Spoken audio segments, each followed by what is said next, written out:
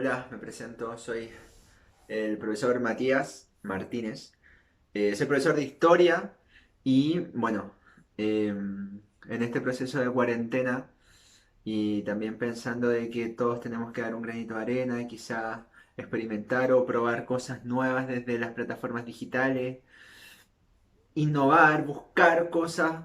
Decidí hacer estos videos de historia para que ustedes los puedan ver, para que los podamos comentar, para que podamos dialogar, porque es entretenida la historia, es bien entretenida.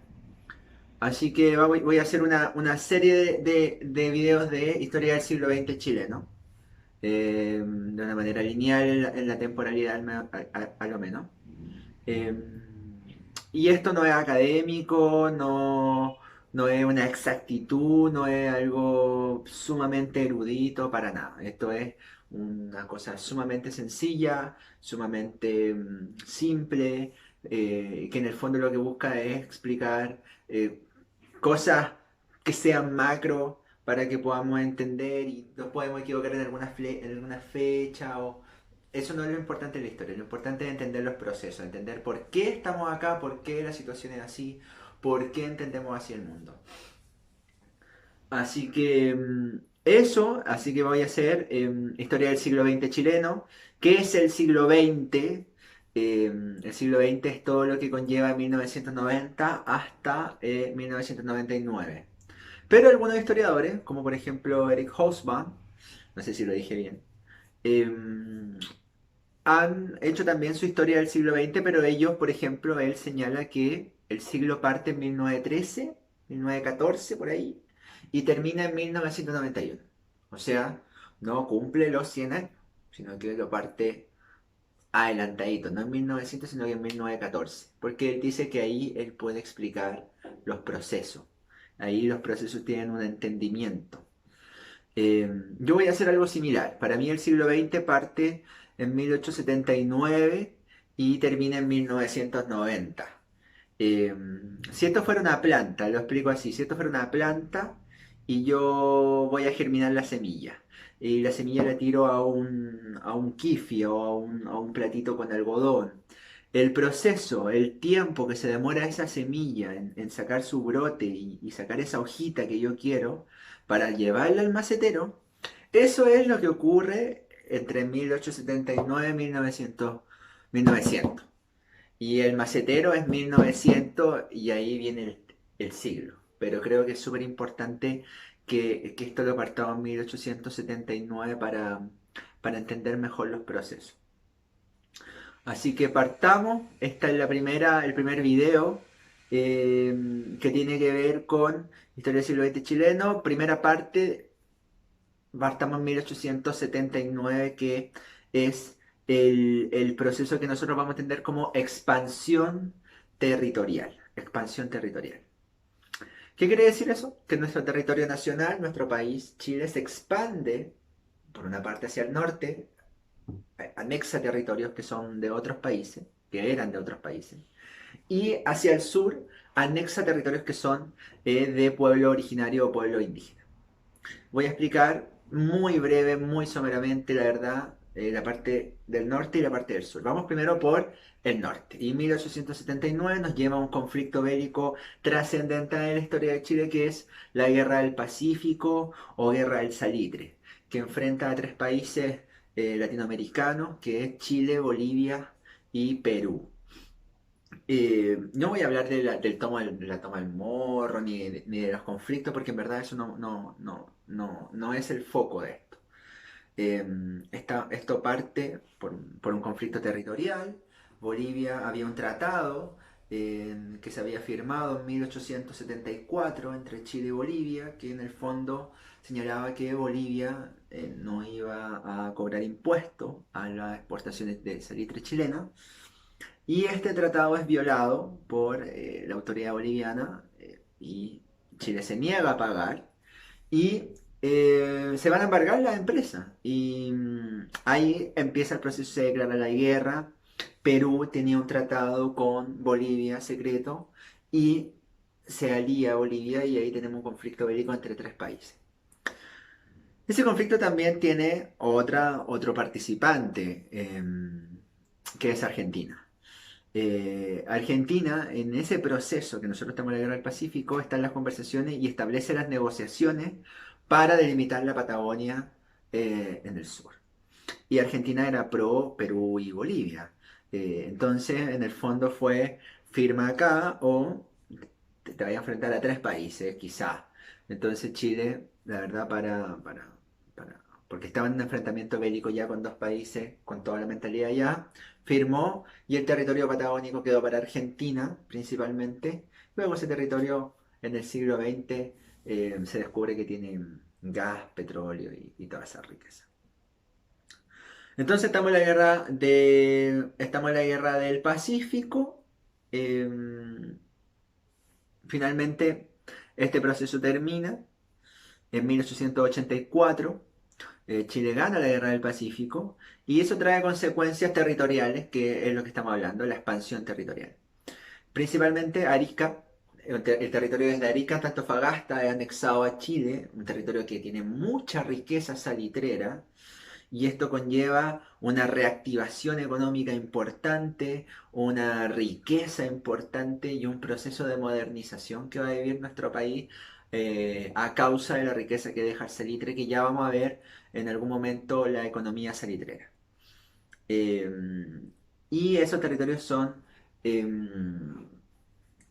son perdidos por las naciones que perdieron el conflicto bélico, que en este caso sería Perú y Bolivia. Entonces, ahí tenemos la expansión territorial por el norte, que conlleva muchos beneficios para nuestro país. Ahora vámonos, viajemos hacia el sur y a... em, vamos a llegar al río Biobío. Porque en el fondo, nuestro país hacia el sur, hacia 1860, 1861, por ahí, no llegaba más allá del río Biobío. Porque del río Biobío hacia el sur vivía la nación mapuche. Y, y me encantaría que pudiéramos hablar un poquito más del pueblo mapuche, me encantaría. Si pudiéramos establecer una pequeña conexión histórica hacia atrás con el pueblo mapuche, podríamos decir que al menos ellos por la corona española eran considerados independientes. Ya hay algunos estudios que señalan que hay un tratado, el Tratado de Quilín, que declara que la nación mapuche es un estado soberano independiente y que tiene relaciones comerciales, de hecho, con la corona española. Luego viene el proceso de independencia, los que están a favor de la emancipación de la independencia utilizan al indígena, al mapuche, icónicamente lo utilizan para generar identidad, porque te estáis separando de España, queréis separarte de todo lo que es la identidad española, entonces buscáis una identidad que sea propia tuya, qué mejor que lo que está autóctono, lo que es de este territorio, que es el mapuche, aparece en el escudo, que es uno de los escudos patrios, una bandera, creo, y, y es enaltecido. Pero este mapuche no todo es pro independencia. Hay muchos que apoyan la causa realista, la corona, porque señalan que hay un aliado comercial ahí, hay una relación de dos estados independientes que tienen unos tratados y esos tratados hay que defenderlos. Si está atacando al que hizo un tratado conmigo, me reconoce como un igual, bueno, lo voy a defender porque no sé en qué condiciones me va a tener este otro, que es el de la independencia. Y bueno, ocurre la independencia, los mapuches quedan ahí, en stand-by diría yo, en ese territorio. Y empieza este proceso de modernización, mayor proceso económico, proceso migratorio en el territorio, mayor modernización. Ya hay una necesidad de la agricultura, necesitamos cultivar más.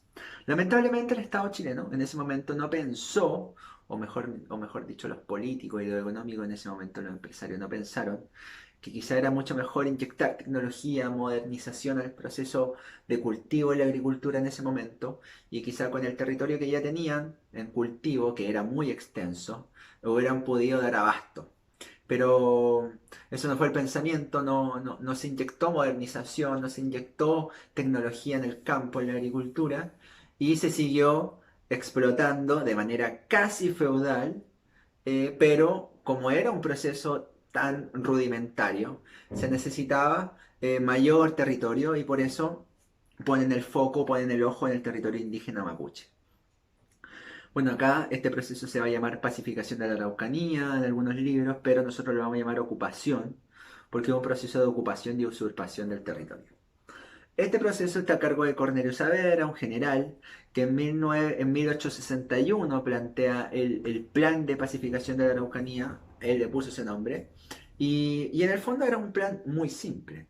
Era correr en procesos, en etapas, correr la frontera hacia el sur. Eso era el proceso. Y empieza un proceso de ocupación, un proceso de enfrentamiento, que no lo voy a detallar ahora, que tiene mucho de enfrentamiento, pero también tiene mucho de engaño, tiene mucho de, mm, la última manera de relacionarse de la corona con los mapuches fueron los parlamentos, que eran unas reuniones en las cuales los líderes o los mapuches se juntaban con los españoles, establecían tratados y muchas veces eso después venía como una celebración, una fiesta. Cornelio Saavedra también utilizó esto, también generó parlamentos en los cuales estableció fiestas, emborrachó a los mapuches muchas veces y establecieron firmas, tratados con ellos en condiciones eh, etílicas y hubo mucho engaño también. Hubo mucho de guerra, mucho de pólvora, pero también hubo mucho de alcohol, mucho de engaño, mucho de aprovecharse de los indígenas en ese momento. Finalmente termina la ocupación de la Araucanía con la reconstrucción de Villarrica en 1883. ¿Y qué pasa con los mapuches? Los mapuches quedan en pequeños territorios que vamos a llamar reducciones.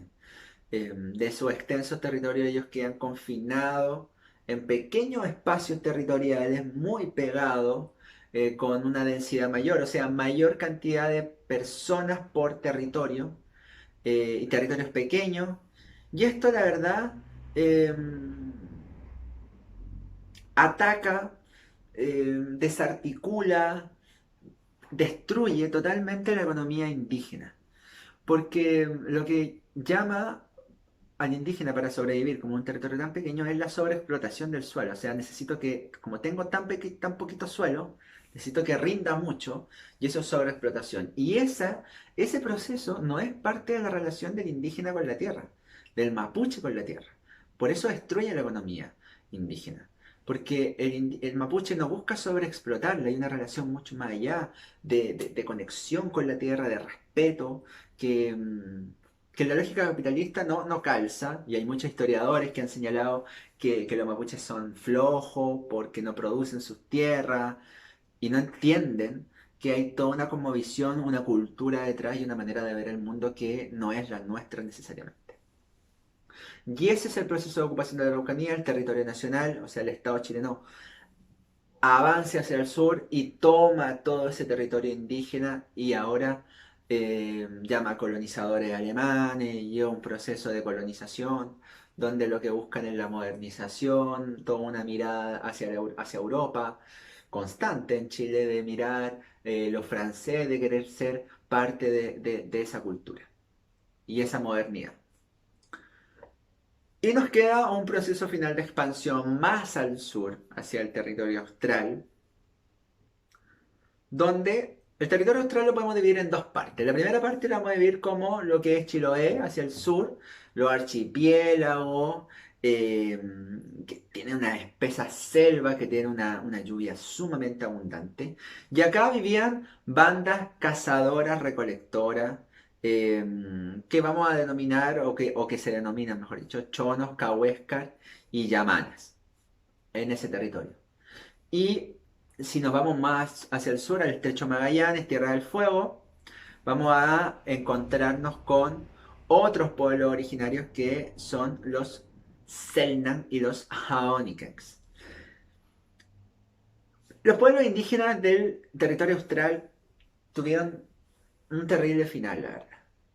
Hubieron zoológico humano, se los llevaron en jaulas del territorio, viajaron en barco, y establecieron un zoológico humano, por ejemplo, en Francia, donde los tenían como si fueran animales ahí. Y también tampoco considero que los animales deban estar en un zoológico, por si acaso. pero, pero fue un etnocidio, fue una masacre, fue una exterminación de personas por su condición indígena. Así, un etnocidio. Por el crecimiento de la economía ovina, ganadería ovina, ovejero, patagónico. Contrataban a cazadores, que estos cazadores mataban indígenas y corroboraban cuántos mataban con pedazos, con la oreja, con la cabeza, y exterminaron a estos pueblos y le quitaron esos territorios. ¿Para qué? Para la producción, para la expansión capitalista, ya sea agrícola o ya sea ganadera. Y ese es el proceso de expansión territorial con lo que yo diría que inicia el siglo XX, o sea, la raíz de lo que va a ser el siglo XX chileno. La expansión territorial por el norte, en la Guerra del Pacífico, Guerra del Salitre con Perú y Bolivia, hacia el sur, el territorio de la Araucanía, el territorio indígena mapuche, que es usurpado por la ocupación de la Araucanía, y el etnocidio que ocurre por parte de chilenos y argentinos en la Patagonia y el territorio austral, donde se exterminan a los pueblos indígenas nómadas del mar, Selknam, Ahónike, Cahuéscar, Oona, etc. Así que esa es la primera clase, o sea, ese es el primer video, el primer explicativo. Espero que les guste. Cuéntenme si les gustaría hablar de otra cosa, si les pareció bien el formato. Y si hay algo que no hayan entendido, voy muy rápido o muy lento, cuéntenme. Así que esto es una manera de dar un granito de arena y espero que podamos dialogar y esto vaya creciendo y podamos hablar de otros temas. Coméntenme, así que estén súper bien. Chao, chao.